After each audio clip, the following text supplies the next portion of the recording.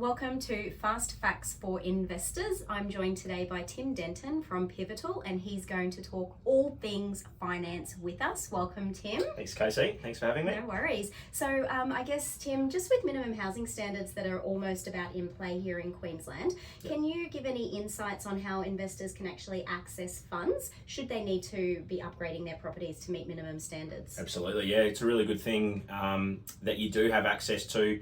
Generally, the equity in your property is going to be sufficient to access some funds for repairs, renovations, improvements, whatever you'd like to call them, to get the properties up to standard. With the market being so strong over the last couple of years, a lot of these properties will have significant equity to be able to access, and it's a fairly easy process to go through to be able to tap into that equity to use the money to make those upgrades. All right, excellent. I guess question number 2 then is, how do investors ensure they're getting their best deal or a best rate from their financial institution? Yeah, obviously pretty topical at the moment with the changes in interest rates over the last couple of years.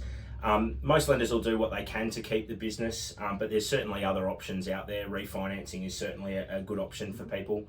And the other thing that I would generally suggest to look at is whether the property is set up correctly from an investment point of view. So a lot of people, with holding costs becoming more expensive as rates increase, have looked at going from potentially a principal and interest loan to interest only, which is obviously freeing up a bit of cash and helping the cash flow, which means hanging on to the properties for longer and getting that long-term capital growth. All right, excellent. And final fast fact for today, is there anything that stands out in the finance world that investors should be aware of? Oh, look, it's probably just making sure that you've got a great relationship with your accountant to make sure that you are getting the right benefits when it does come time to doing your tax, having a tax depreciation schedule done, making sure you're providing receipts for any payments that you've made through the year for maintenance or repairs, that sort of thing.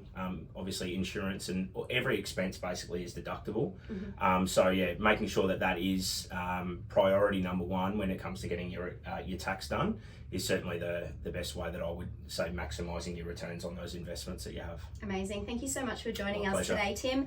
For those investors out there, if you're wanting to get a complimentary health check on your home loan, making sure that you are getting the best deal, I'll have all the details in the link below where you can chat to Tim from Pivotal. Thanks and have a great day.